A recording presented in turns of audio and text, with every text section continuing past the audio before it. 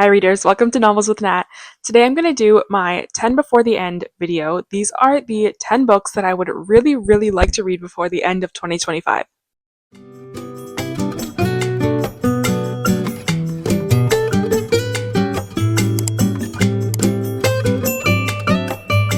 So the end of 2025 is fast approaching, and so I thought it would be a perfect time to do this video. I see a lot of other people doing this video, and it's just a great way to really let some of those books that have been sitting on your TBR all year and have just kind of been slipping through the cracks and you have never gotten around to them, and it's just time to commit to reading them before the year is over. So my list of 10 that I've put together is kind of a combination of the books that I have on my November TBR that I have not gotten to yet, as well as books that I have just decided now is the time. I've had these books on my shelves for so long, and I just would really like to get them read before the end of this year so that they're not carrying over into 2026. But before we get to the books, go ahead and subscribe to this channel if you haven't already. I make all kinds of bookish videos, and I've got a lot of end of year content planned and coming. Alright, so the first book that I'm going to talk about is actually, I think, the newest release of my list of 10, and it is Semi Well Adjusted. This is a memoir. The reason I've added this to my list is because I've heard recently people comparing this to I'm Glad My Mom Died by Jeanette McCurdy, and that's one of my favorite memoirs ever, and so of course I really want to read this one as well. I think it follows similar themes of like growing up on TV and child actors and all of that, and so I would really like to get to this one and see how it compares to Jeanette McCurdy's memoir. I try to read at least one nonfiction a month, so I think this is the one that I would like to get to in December. Alright, so book number 2 is The Missing Half by Ashley Flowers. This is this author's second book. Her debut book I really enjoyed. I gave it like 4.5 stars. It was just really like a small town mystery type of thriller, and I love those. Her writing style reminds me a lot of like Gillian Flynn, which obviously is an amazing author, and so I have really decided that I want to kind of read the next few releases from this author. And so this is her second one. I never got around to it. It came out earlier this year. And so this one I would really like to get to before the end of 2025. It's really short. I think it's like 250 pages around that. So I should be able to get through it pretty quickly. All right, and then if you were watching my channel earlier in the summer, you'll see that this book was on my TBR months ago, and it just slipped through the cracks and I never got around to it. It is The Woman in Suite 11 by Ruth Ware. This is the sequel to The Woman in Cabin 10, which I read and I thought was okay. It wasn't like an all-time favorite. I gave it 3 stars. I read it years ago. But I was kind of on the fence if I wanted to read the sequel. But then once the movie came out for The Woman in Cabin 10, I thought, okay, I'll watch the movie, sort of refresh my memory on the story, and then I'll read the sequel. So I would like to get to that before the end of the year. Maybe my plan should be to watch the movie in November, and then I will read it in December. I'll add it to my December TBR. It's definitely not the vibe for a December book. I think it's more of a summer thriller. It's like a cruise ship type thriller, from my understanding, or that's how The Woman in Cabin 10 was anyways. And so it's kind of definitely out of season, but it is what it is. I don't really mind. All right, for similar reasons, I have this next one, which is The Long Walk by Stephen King. I originally tried to read this book earlier in the summer when the movie came out, and I put my name on hold at the library and I just never came in time, and now of course the movie is out of the theaters, and so I still would like to get to it.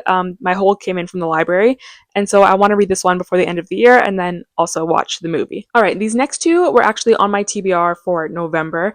We're halfway through the month and I haven't gotten to them yet. I have been doing pretty good at sticking to my November TBR. I'm about halfway through the books that I had decided to read this month, and so these ones are a couple that are left. I've got The Drowning Woman by Robin Harding. This one, again, I talked about it in my TBR video for last month, and it is that I was super excited to read this because so many people have said such amazing things. But I did read a Robin Harding book a couple of months ago. It was The Perfect Family, and I ended up giving it 1 star. I really did not like it, and so it kind of made me more hesitant to pick this one up. But I would still like to try it. I don't want to completely write off Robin Harding as an author just because that last book I read was really not for me. So this one I want to read before the end of the year, and I think that will give me a good indication if Robin Harding is going to be an author I'm going to pick up from in the future. I gave The Perfect Family 1 star, and then I also read The Arrangement by this author, and I thought it was just okay. I gave it 3 stars. So I think if this book gets anything less than a 3 star, I probably won't continue with this author. She's probably just not the author for me. And then also on my November TBR is The House in the Cerulean Sea. This one I recently picked up from a library sale.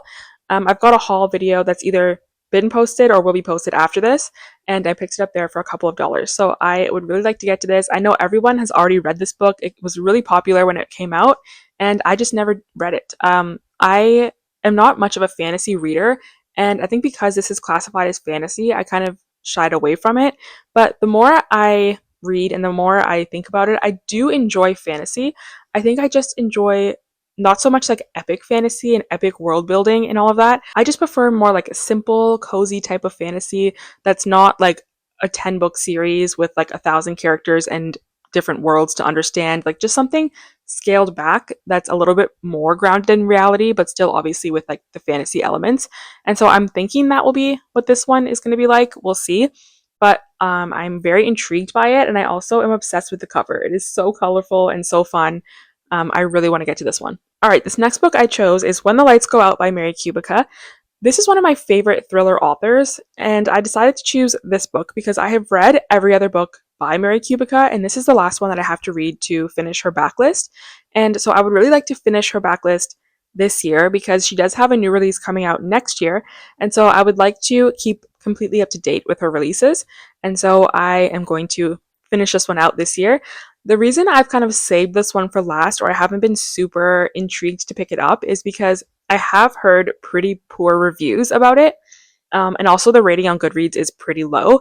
I think a lot of people just said that this one was just kind of pointless and the ending was just like very anticlimactic. And I have felt that way with one or two of her books in the past.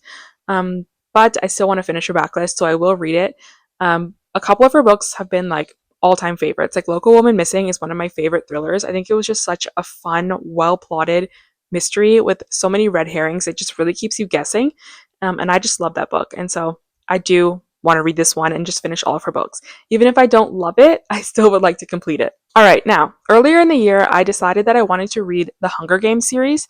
I had never actually read it when I was younger. And so with Sunrise on the Reaping coming out, I think it was earlier this year, and people all talking about it, I decided, okay, I want to read through the Hunger Games. So earlier, I think it was in the summer, I did read book one, and I was planning on reading one book a month moving forward, and it just never happened. I have not read the second one at all since then. And so before the end of the year, I would like to read Catching Fire and just continue making progress on the series.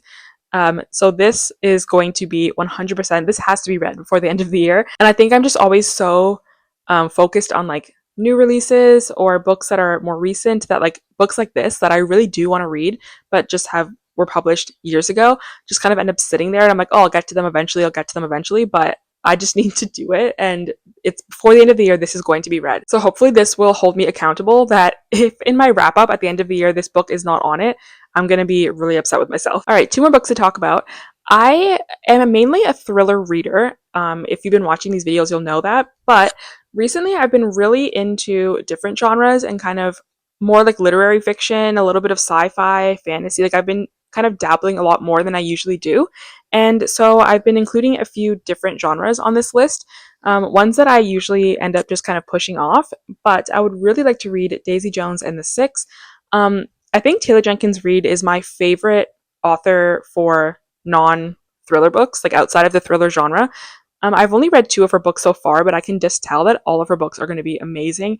I've given her books so far, Carrie Soto is Back, I gave 4 stars, and then Seven Husbands, of course, 5 stars, one of my favorites. And so I would like to read her entire backlist.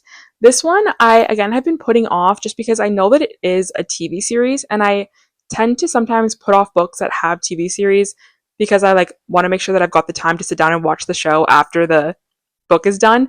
And I'm not a huge TV watcher, so I don't tend to go through TV shows very quickly. So I think I'm just going to read it, and if I get around to the TV show, that's good. If not, then it's totally fine. I just kind of given up on TV adaptations. I feel like there's so many and so many are coming out that I can't keep up with all of them. So I'm just going to kind of pick and choose the ones that I end up reading. For example, like I did start watching the TV series for We Were Liars by E. Lockhart. And I realized the other day that I got like 2 episodes in and I never went back to it. So I think I've just come to the conclusion that if there's an adaptation for a book, if I'm not like super drawn to it or pulled in right at the beginning, I don't have to watch it. I'll just continue reading books and watching whatever shows kind of pique my interest that are based off of those books. All right, then last up, I have been really in the mood to read another Frederick Bachman book. And so this is the one that I chose, Bear Town.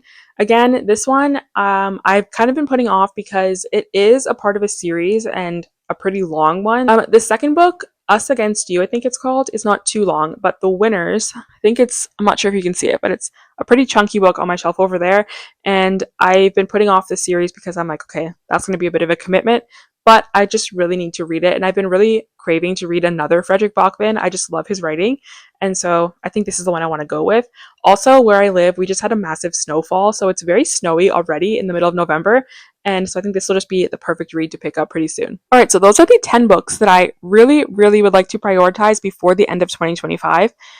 Maybe we can do a little check-in at the end of the year and see how many of these 10 I actually got through. I really want to be intentional about reading the books that have been sitting on my physical TBR for too long. I honestly have books that have been sitting on my shelves for like 2 years, and that just doesn't feel good to me. I really want to read the books that I own before buying more, and so I really am going to focus on that this month. I think my dream would be to get my physical TBR down to just one shelf. Like not one whole bookshelf, but just one shelf on my bookshelf. That would be amazing. It seems a bit far out of reach. I've got quite a few books to read to get that to come true, but I'm going to try to work on it because that would be, I feel like, a lot less overwhelming to just have one shelf to choose from. Everything is contained. There's not like decision fatigue going on, and that's just the goal. So let's try to work towards that. Let me know in the comments, what are some of the books that are on your 10 before the end, the books that you really want to get to before the end of this year and that you are going to try to prioritize. I've got a lot more end of year videos coming. I've got a lot of sort of end of year wrap ups and reflections of my year of reading that I look forward to talking to you guys also about your year of reading. I love sort of this time of year for BookTube and just seeing everybody's year and their reading journey that year and what their favorites were, their least favorites, sort of their breakdown of their reading. It's just super fun to me. So definitely keep an eye out for more videos from me coming very soon. And thank you so much for watching this one. I'll see you in the next one. Bye.